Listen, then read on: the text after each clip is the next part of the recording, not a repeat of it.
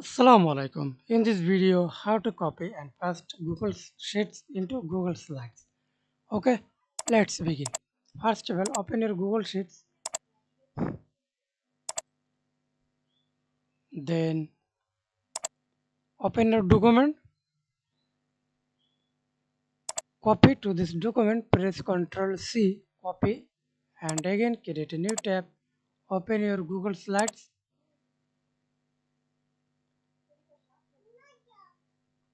then create blank,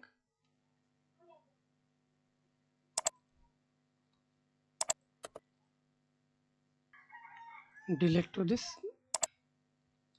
press Ctrl V.